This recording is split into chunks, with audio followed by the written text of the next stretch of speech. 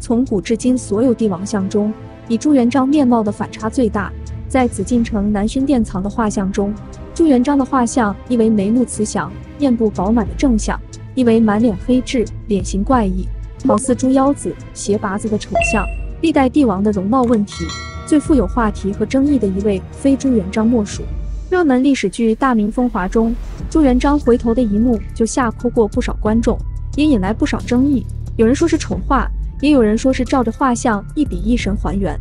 那么南薰殿里的正像与丑相，哪个才是明太祖真容？想要解开这个谜团，先得找到这些画像的源头。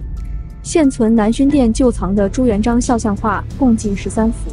其实朱元璋肖像画远不止故宫殿藏的这13幅，在南京明孝陵、凤阳隆兴寺等地都有朱元璋像，且基本为丑相、异相，数量远高于正像。难道那丑的骇人的斜拔子脸才是真实的朱元璋？看来要探寻朱元璋的真容，我们先要破解的第一个谜团：明朝时期紫禁城里供奉的朱元璋肖像究竟是哪一张？生活在明代前中期的官员陆荣，在他的笔记《书园杂记》里记载了一则故事。朱元璋曾召集许多画工为他绘制肖像，但很多画的都不满意。其二，有一位画工除绘出朱元璋面貌外，又给他 PS 了一下。朱元璋看后很满意，并采纳了这个画师的版本。有人因此认为斜拔子脸是明太祖真容，而正像是画师美化后的结果，实际上过于武断。陆荣记载只说画师做了一些美化，并没有提到肖像的具体面貌，但美化的前提是建立在形似的基础上，而正像和丑相反差过大，完全是两副面孔。朱元璋的丑相数量多，用现在的审美看，虽然都很丑，但丑的千奇百怪，有的仅是脸型怪异，有的不仅斜拔子脸，而且满脸麻子，有的有胡须，有的则无须，显然是不同时期不同的画师所绘。其实在明代不乏见过官方供奉的太祖画像并留下记录者，这些笔记大多集中在嘉靖至万历时期。另一位明朝中晚期的官员张翰，也在个人笔记《松窗梦雨》里记载了他进宫见到太祖画像之事。张翰自述他在武英殿看到的朱元璋像眉秀目聚，鼻直唇长，面如满月，须不盈尺，描述与朱元璋2张正像高度符合。当时至少在他生活的明中晚期，明太祖的丑相已在市井广泛传播，而丑相与宫中正相反差极大。此外，张翰还提到一则朱元璋杀了数个为他做肖像画的画师的传闻。另一位留下明确记载的人是明代官员张轩，比张翰小40余岁，但两人也算生活在同时代。万历年间，张轩的父亲在云南做官，曾于乾国公府中临摹过明太祖的肖像，其面貌龙形虬髯，左脸有12黑子，长得奇奇怪怪，与市井流传的画像相同。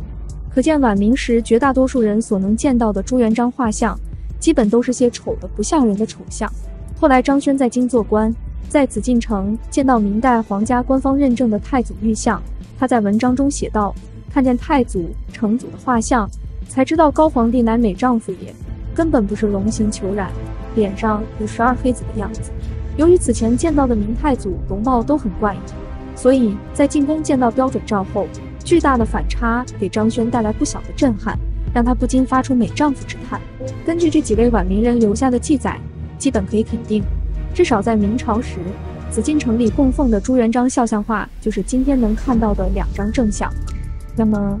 南薰殿就藏的那11张斜拔子脸肖像，又是怎么进入紫禁城的呢？明朝灭亡后，刚入主中原的清廷对宫中藏的帝后画像进行过一次清点。清廷对前明诸帝画像采取的办法是留1、2周，每位皇帝保留1、2张画像，其余的虽然不知道怎么处理，但大概是没有留下来。到乾隆9年3月，内务库再次对宫中收藏的画像进行调查，当时的官方档案明确记载，明太祖像为大小像2轴，也就是说，乾隆9年记载的这2幅肖像画，应该就是今天我们能看到的2张明太祖正像。基本可以确定，直到乾隆9年，朱元璋的丑相还没有进入紫禁城。但到嘉庆7年，当时记载明太祖画像为12轴，多出来的就是那些长得奇形怪状的丑相，应该都是来自民间收藏。既然丑相入宫时间在清中期，其可信度自然也大打折扣。接下来我们需要下一个谜团，即明太祖的正像和丑像绘制的时间。这个问题反而最好解决，直接从服饰就能判断。在明朝200多年的岁月里，帝王的服饰也在发生变化。例如明初衮服总体偏素雅，纹样为暗纹，到明英宗时衮服才出现明纹。而随着时间推移，袍服也朝着越来越宽大的趋势发展。对比明珠帝像的袖子变化，就能看出明朝初期、中期和后期的不同特点。从服饰特点来看，两张朱元璋正像完全符合明初服饰风格。相反，现存世的众多丑像里，无论是南薰殿旧藏还是其他地方供奉的丑像，清一色服饰混乱。首先是搭配混乱，没有一张丑像符合明初帝王着装的风格。其次是时代混乱，丑像中有的穿着明中期才有的明纹衮服，有的压根只是民间想象出的帝王之服，还有的甚至出现了清代服饰的元素。总而言之，明太祖丑像数量虽多，但没有一张把衣服穿对。从服饰特征来判断，现存丑像出现的时间大约在明嘉靖时期之后，有的可能出自晚明民间画师之手，有的则是入清后才绘制的。综上所述，我们已经可以确定3条关键信息：第一，根据服饰特点，正像是在朱元璋时代绘制的，而丑像是在朱元璋去世多年后才出现。第二，根据明代官员笔记记载，晚明时期，朱元璋丑像已在市井广泛传播，但在紫禁城里供奉的标准像则是正像。第三，根据清宫档案记载，清朝前期明太祖像只有2幅，应该就是2张正像，大量丑像是清中期才流入宫中的。除了这3点，从遗传角度看，朱元璋的子孙，如明成祖朱棣、明仁宗朱高炽、明宣宗朱瞻基、明英宗朱祁镇等人的肖像画，他们都天庭饱满，五官端正，拥有和朱元璋正像相似的脸型。假设如传言所说，丑像为真容，正像为 PS 作品，那意味着后来的这些帝王肖像全部都得作伪，否则遗传学上无法自圆其说。而且好看的正像千篇一律，丑陋的丑像各有各的千奇百怪，有的满脸黑痣，有的留着龙须，有的则没有胡须，不像是在描绘同一个人。如此想必，大家也能得出结论，绘制于明初的明太祖正像更为接近朱元璋真实容貌，而丑像多是出自后世民间画师之手，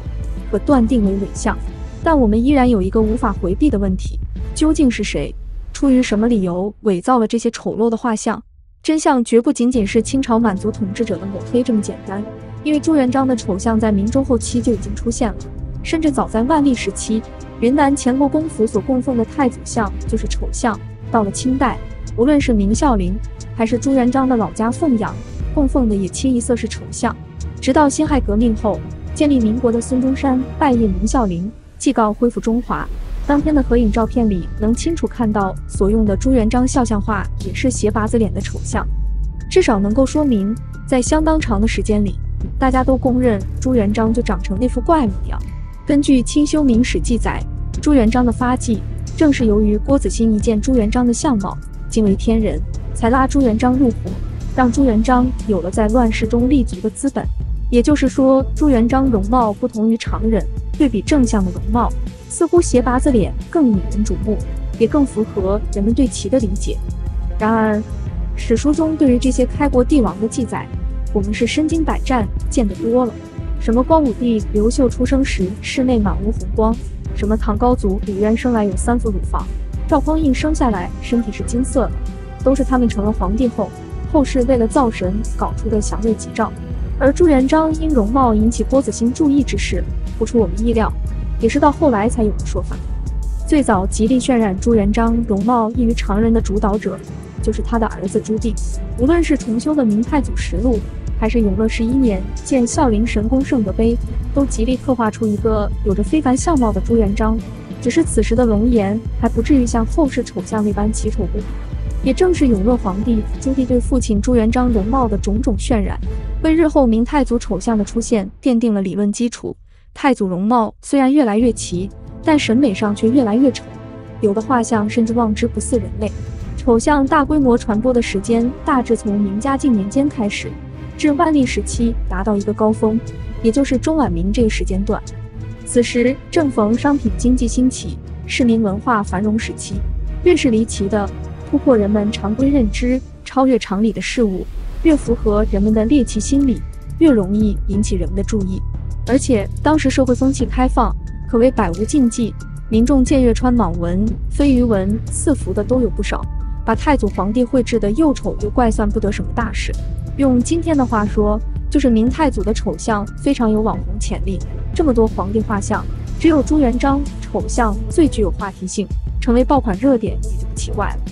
第二，就是由于世人对朱元璋残暴统治的不满，尤其是文人群体对洪武朝政治高压、杀人如麻的反感，因而在晚明的笔记、野史中也有大量道听途说乃至编造的朱元璋残暴滥杀的小故事，活脱脱一个暴君形象。在晚明社会，连编造朱元璋残暴嗜血的段子都能广泛传播，那么把他容貌画得奇丑无比也合情合理。